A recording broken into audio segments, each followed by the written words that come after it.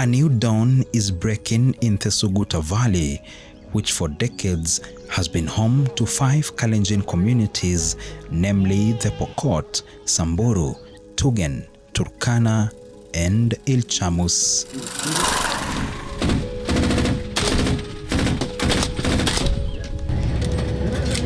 Suguta has long been known as a valley of death and disaster, defined by relentless attacks by cattle rustlers or bandits who stole livestock and killed indiscriminately.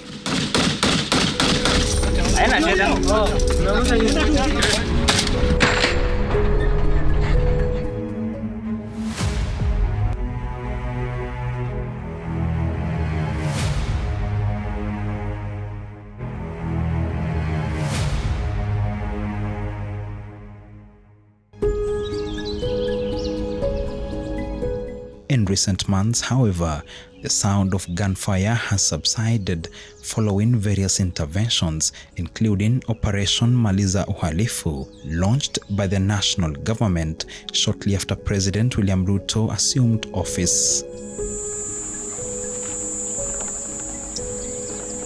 Yet, the pain and scars of this conflict remain painfully visible. It is rare to encounter anyone here who has not lost a loved one or their property, especially livestock, over the years. Among them is this elderly man who introduces himself as the chief of Yatia Ward within Baringo North constituency, Baringo County. He welcomes us to what he once called home, a place where he lived with his family for many years before they were violently driven out by criminals. Today, it no longer resembles a homestead, but rather a thicket.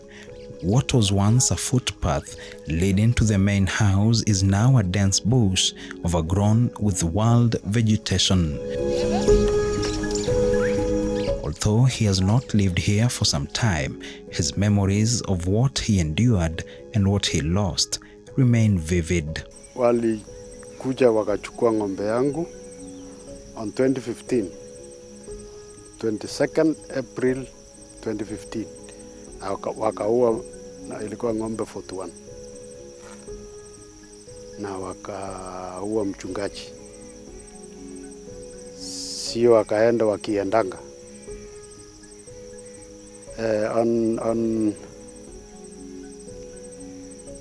February 2022 hapo senta ya Yatia wakachukua mbuzi 211 na siku ya hawakuua mtu. 2024 wakachukua mbuzi 161. 2024 si ni last year wakachukua mbuzi 161 alafu wakaua watoto wawili wakati walikuwa nyumbani tu. Unajua walikuwa na vijana, mwingine alikuwa form 2, mwingine alikuwa grade 8. He tells us that his position as chief made him an even bigger target, and that on several occasions he escaped death by a whisker. Kuna machiefs ambayo walikuwa profiled, walikuwa 3 by 10 back huko 2012 na kuelekea huko. Kulikuwa na assistant chief ya Loruk anaitwa Wilson Chebungei, yeye ameuawa. Kulikuwa na mtu alikuwa anaitwa Chief Chebor, Thomas Chebor aka Chelegin, yeye ameuawa karibu Bartabu huko. Umeona hiyo homestead hii, unaona mpaka shed ya mbuzi pale, si nyinyi mnaona ilipomolewa. So to mean these people, they were guided, who were raiding, they were guided not to leave anything that was put. It is to erase or to vandalize almost everything. So there is no much I can say. Hii ni Mungu tu na mimi. Beyond the destroyed cattle pen and stolen livestock, other reminders of the violence remain, including the foundations meant for water tanks and what used to be pit latrines. These ruins, which are now inhabitable, were once home to the area chief. And unlike many of his neighbors who have had the opportunity to return to their homes, this man, who has bore the ultimate brand of banditry, has had to start life all over again. Having been forced to live like a displaced person in his own region, did Jackson Keitany ever regret his job or consider stepping aside from leadership? Wacha pia na ukuuliza. Wacha, at times there is an area where though a question cannot answer a question, but sometimes it has got some elements of answers. It is a form of a question, but it has got some elements of an answer. Wacha na mimi nauliza wewe. Chukua ile initiative tuseme wewe ni Mungu. Ama for instance wewe ni pastor. Iko wakati hata pastor akienda kupata ajala asionwe nini. Iko wakati atakataa kwenda kuhubiri. Mwambie watu tutubu alafu twende mbinguni. Iko. Yes. So that is leadership. You don't have just in this world there are challenges. And challenges, you don't run away from challenges, but you fight on as you try to solve.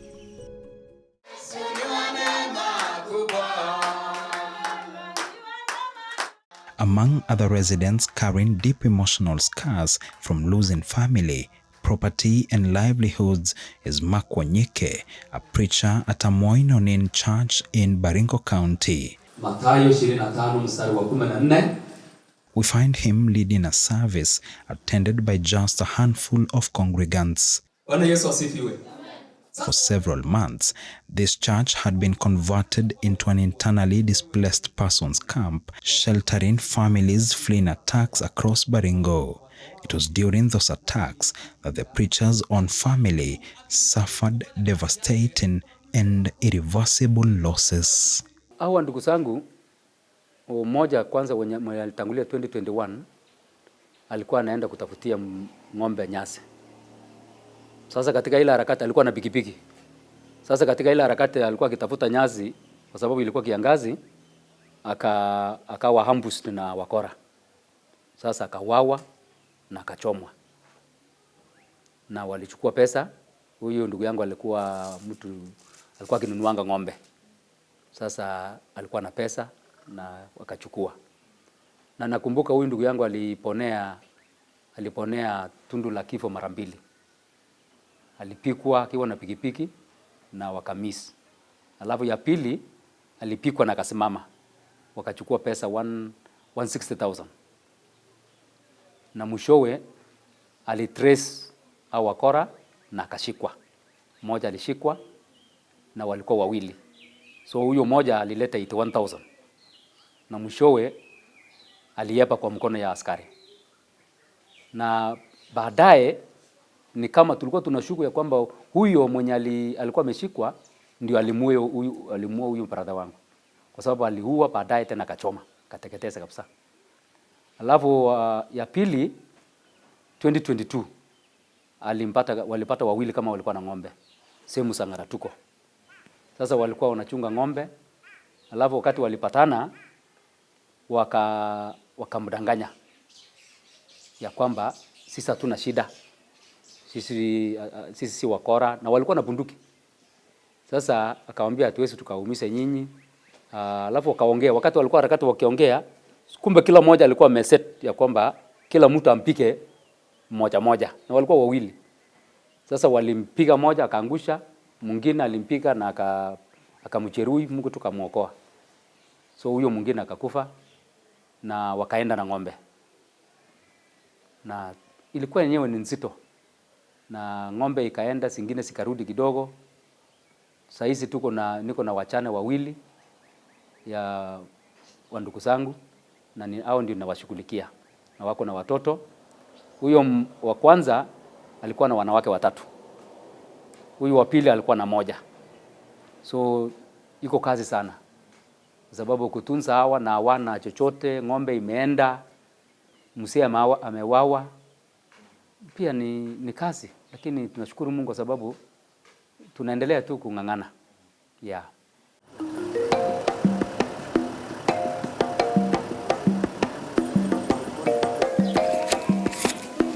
For widow Lilian Ejore, who lives in Kapedo on the border of Turkana and Baringo counties, 2017 is a year she will never forget. Her husband, who was a chief, left home that morning as usual to assess the security situation in the neighboring area of Lomelo. That morning will be the last time Ejore saw her husband alive. Na aliuliwa tarehe 11 mwezi wa kwanza. Alikuwa akienda kusaidia watu ya nini, ni walikuwa wakinini mbuzi, wakichunga mbuzi. Sasa wapokoto wakati walikuja wakafahamia hiyo nini mbuzi, ndio watu sasa wakatoka wakikimbia kusaidia watu wenye wako huko ndani ya nini wakichunga. Sasa ndio akaathirika huko.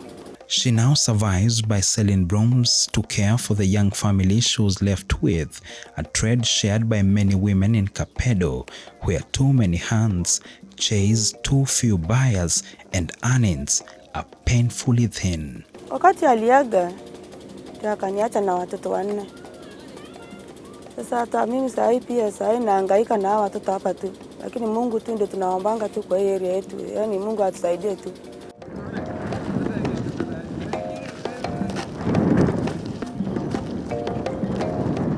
For Peter Ekaudu, life has become even more difficult. He lives with a walking disability caused by a gunshot wound inflicted by bandits. Maisha imekuwa ngumu. Sasa kama una mguu ya kutembea, utafutia hata kibarua. Hapa ile kitu watu wanasaidika hapa, ni maybe mtu aende abebe kuni, mtu aende labda achotea mtu maji, kwa mwenye hako na mguu. Sasa mimi mwenye hata kuinua kitu ni ngumu. Maisha yangu ni ngumu. Ni ngumu. Ni ngumu. Hata kukula ni shida. Kwa sababu sasa kama mguu hakuna, ile utaenda hata ushotee mtu maji, wala uende kibarua wengine, ama uende kwa mjengo. Sasa una nguvu. Sasa unaishi kwa neema ya Mungu tu ukitegemea Mungu. Upate leo ama usaidiwe leo ama usaidiwe ama ukose. Kwa sababu mtu hawezi kusaidia leo akusaidia kesho. Si utakuwa shida yako atakuongelesha mbaya kwamba siwe mimi ndio nakufanya huo mlima. Si heri tu uinamia Mungu. It is against this backdrop that it becomes clear just how desperate residents are for development, especially now that signs of lasting peace are emerging.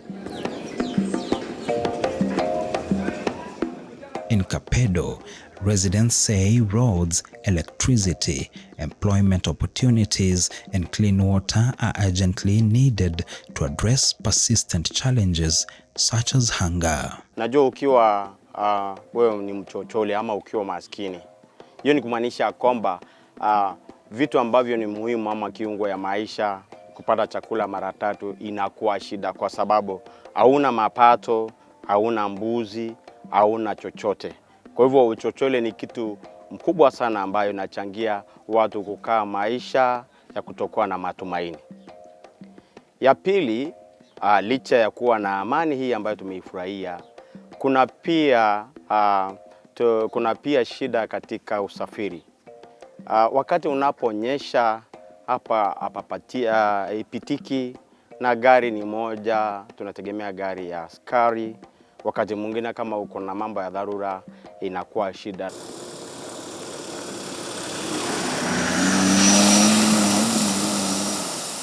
The road from Chemolingot to Lodwar via Kapedo is not tarmacked, forcing vehicles to move at a painfully slow pace.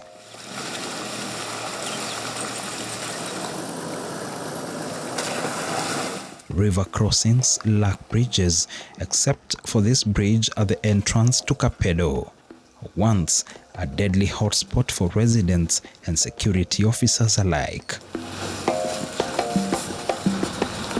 Its current state is alarming, lacking safety barriers and showing signs of years of neglect.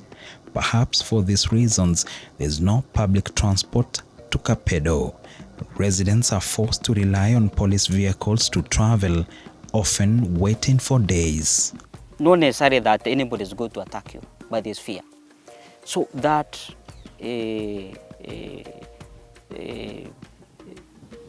pushed the business community to pull out of the area. So we don't have Kenyans investing in the matatu industry, in the border, the tuk-tuk, they are not there.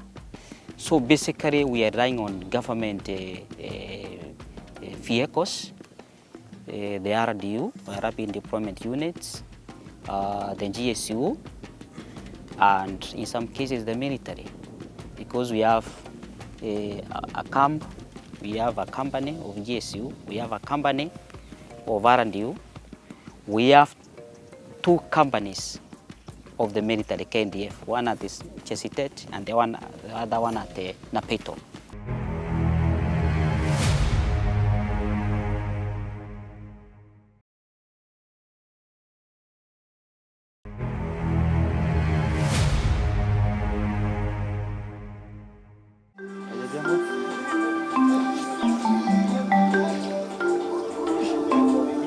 In Silale, predominantly inhabited by the Pokot community, demands are similar, if not greater. From poor roads to lack of water and electricity, despite geothermal pipes from GDC passing near villages, conditions remain dire. This village, perched at the heart of Mount Silale, paints a picture of abandonment. Accessing a school or hospital is even more difficult. There's only one school with just 2 classrooms serving students up to grade 2. 2 grades cram into a single room, facing opposite directions, a small space stretched thin, where learning struggles to find order amid the chaos. Without adequate schools, many children, especially girls, are forced into early marriages, while boys are compelled to herd livestock. Meanwhile, the site designated for a hospital remains nothing more than gravel and scattered stones.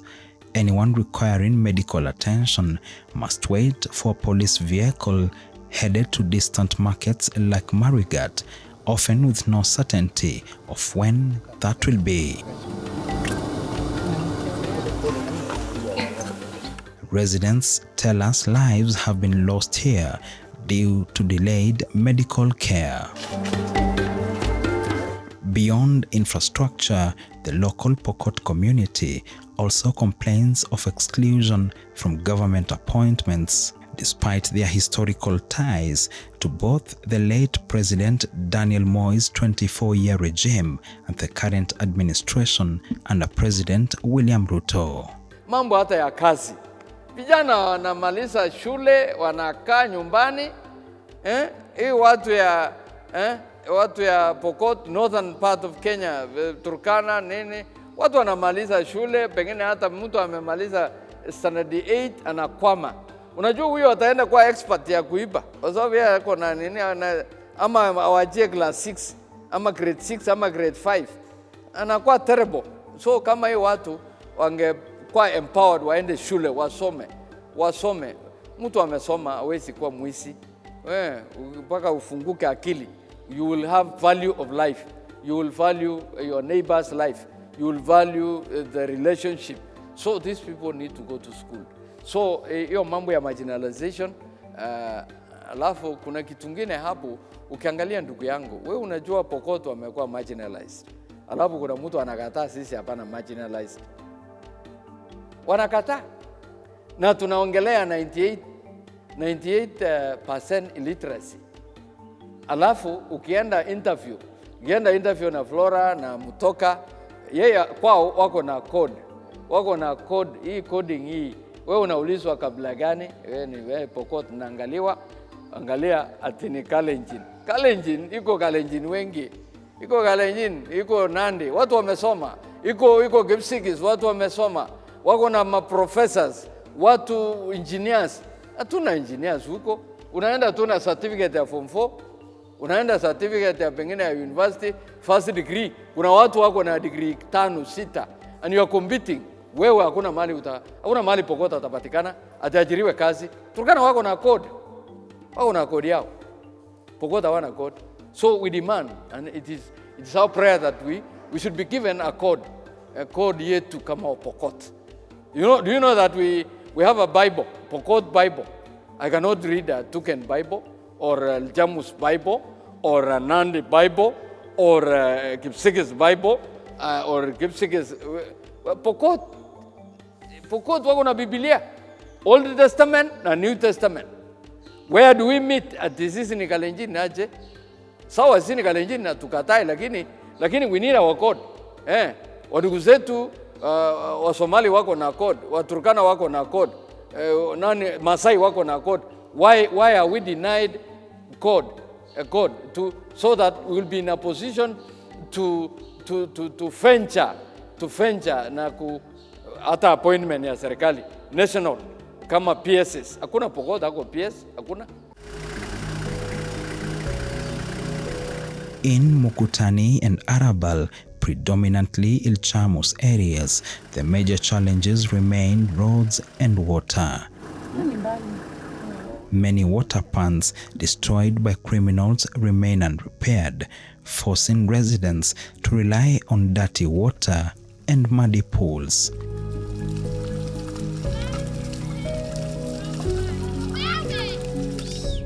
Despite these challenges, residents show a strong desire to rebuild their lives, but say they lack support through targeted assistance and recovery programs from both county and national governments. In Mukutani, hundreds of returnees are slowly coming back, though many remain too poor to rebuild homes on their original land. They now live in this camp known as Jerusalem, hoping conditions will improve. Tuliporudi hatukukuwa na chochote. Hakuna mfugo, hakuna nyumba. Na kuna ogofya tu bado mahali penye tulikuwa tunaishi imekuwa mistuni. Hata mpaka mtu ufanye kazi ndio uende kuishi, na mahali pa kuishi pia imekuwa hakuna maji, ndio tuko tu hapa hivi. The story is much the same in Arabal, where an unfinished dispensary has become a makeshift settlement. Some families sleep in what was meant to be the hospital ward, others in rooms intended for medical staff. Though attacks by criminals have eased, residents sleeping on bare floors in spaces without doors and windows now live in constant fear, not just of wild animals, but of diseases carried by the cold and by insects like seseflies and mosquitoes. Vile tulikuja huku, tukakuja kuishi hapa, tukakuja kuomba the chief mahali pa kuishi. Akatuambia hakuna mahali, labda mwende mkae hapa. Tukakuja, tulikuwa kwanza, tukafika hapa, tukakuta mzee alikuwa, kuna mzee alikuwa hapa. Akatukaribisha, tukaishi na yeye. Sasa ikifika asubuhi, the following day wengine wakakuja. Juu kila siku unapata wageni wanafika, kesho wageni wanafika. Lakini sasa inabidi wote tumeishi kwa hii nyumba ya daktari. Juu wengine wanaishi ile side ya hospitali, wengine tunaishi hapa. Asubuhi kila mtu anatoka, jioni ukiweza fika hapa jioni unakuta watu karibu 30 ndio wako hapa. Ninajua wana manyumba. Napata mtu anasema sasa hata nikisema nijenge hakuna mahali nitajenga. Juu mashamba zao bado hawajafikia. Wengine mashamba ni huko Ramacha na wako hapa. Na tuliambiwa tusikimbie Ratle mpaka huko. Tuende pole pole. Sasa asubuhi tunakutana hapa, jioni tunakutana hapa, asubuhi kila mtu anaenda mashughuli yake. Mpaka jioni ndio kila mtu anafika hapa. Lakini kuna wenye wamejenga manyumba at least hata si ndio tumeanza kidogo na baada hatujamalizia. Shida tu yenye naona kwa watu wengi ni ile, kama mtu hana kitu ya kufanya hawezi pata chakula. Chakula ndio ni shida. Na wengine tena hawana uwezo hiyo ya kununua mabati. Juu unapata labda walikuwa na rentisha manyumba huko, kama sisi hata sisi wenyewe tulikuwa tuna rent nyumba. Lakini tukaona maisha imekuwa ngumu ndio tukasonga huko. Sasa saa hizi unapata watu wakienda, kurudi jioni unakuta mtu anakuja kukuambia sina kitu ya kukula. Tulishe. Tu kama hiyo. Kina anafika mpaka unakuta hata wewe mwenyewe huwezi pata ya watoto. Watoto wanakula.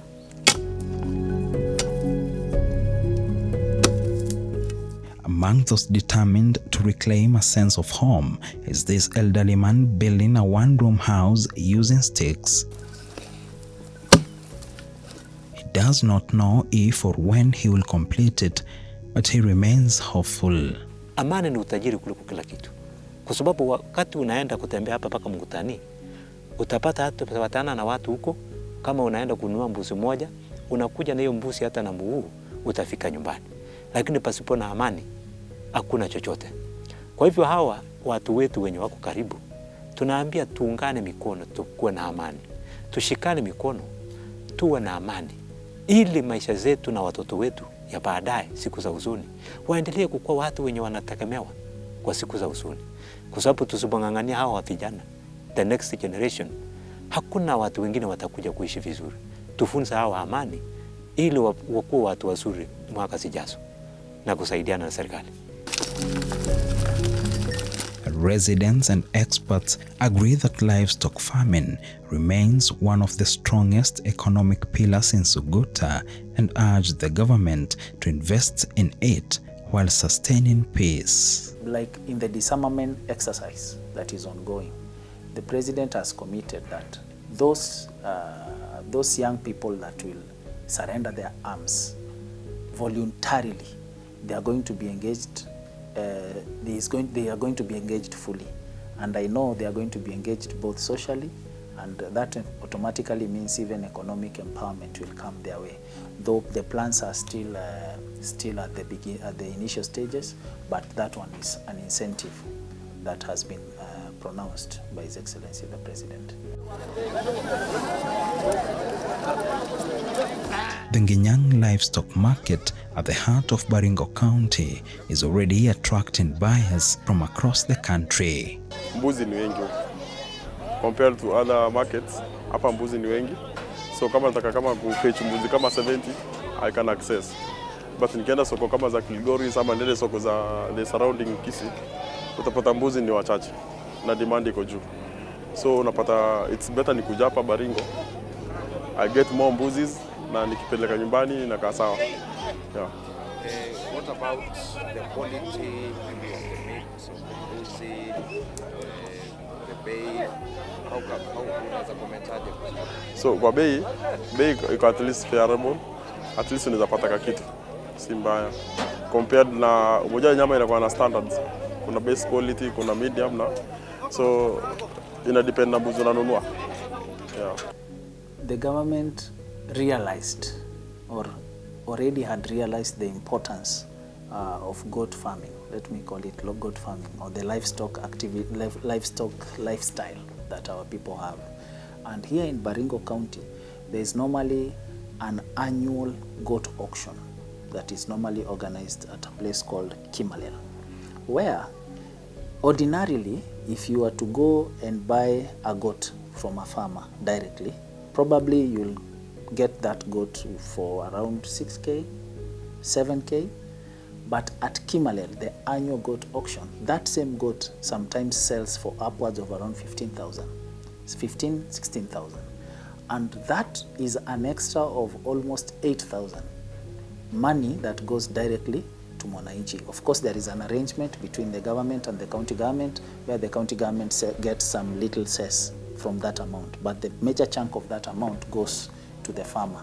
And I believe that is one of the ways in which the government is trying to improve their earnings from livestock. Other than that, World Bank has partnered with the national government, and they have come up with a program called Food Resilience Program, where they tap into the value chains of our farmers, because our people normally do goat farming or livestock farming and even honey.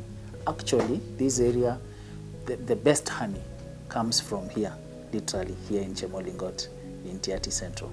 So what the government is doing through the food resilience program sponsored by World Bank in conjunction with the national government and also the county government, the farmers are being trained on how to exploit the different value chains they have. Besides the meat, what value can you add to your goat so that it gives you more than money for the meat? Besides the honey itself, what other thing can that honey produce, or what value can you add to that honey? It can be made to produce medicine. It can be, a value can be added to that honey to produce, I don't know, specialized soap or something, especially for ladies, most beauty products. There's some honey element in it, and that is just one of the ways to ensure that they gain maximum, or they reap maximum benefits from what they normally do in their day-to-day. So the fear is gone. There might be some concerns here and there, but when we came, like when my boss Hassan Ismail went to Silale. Governance expert and communications consultant Abdullahi Alas, who has worked with peace-building NGO Interpeace in the region for 7 years, believes Suguta can also thrive through crop farming and diversified livelihoods. The region, as you've seen, we've traveled, we had no bodyguards. We were in Baringo today, yesterday we were in Pokot, today we are in Turkana. What my collection is, the region now needs to open up for development. The road from Marigat, rather Chemologot to Lodwar needs to open through Kapedo Lokchar. We need agriculture investment. And I'm going to appeal to Mutai Kagwe, the Minister for Agriculture. Tea and coffee is not the only food we can grow in this country. North Rift, in Northeastern, we have not seen your fingerprints there. So please, you're representing the President. Don't only attend workshops and reports textbook. These communities need hands-on. We need tools. We need scavengers. We need tractors. We need seeds. We need pipes. Whether it's in Baringo or in Mandera or Samburu or Turkana, we need people will work. Today we've seen every village you go, you'll see people between 25 to 30 sitting idle because there's nothing to be done. So give them the tools so that they use it to farm.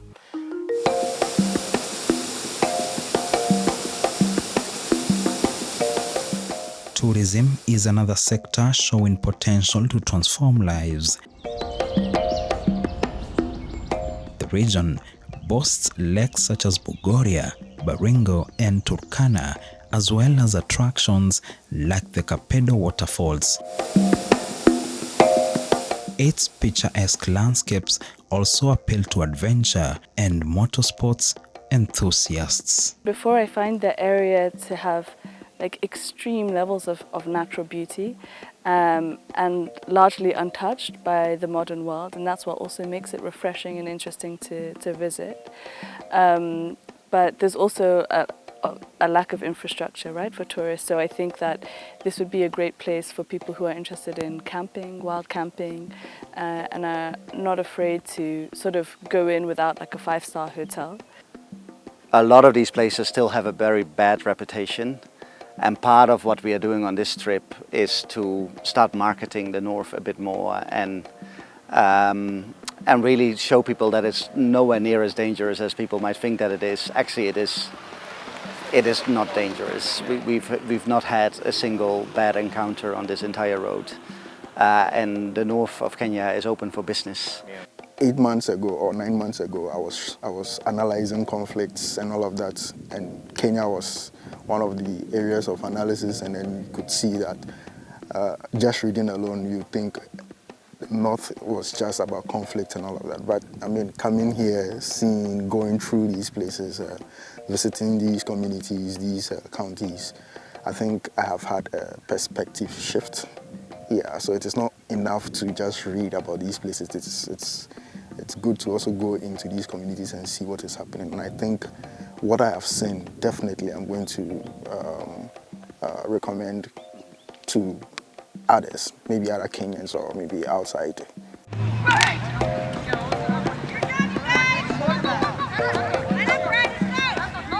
To the locals, a journey of 1,000 miles begins with a single step, and that step was peace. Now residents insist it's time for the next steps to transform the image and economy of Suguta for generations to come. At this Kapedo Bridge, where gunshots once echoed and fear cut communities apart, calm has returned.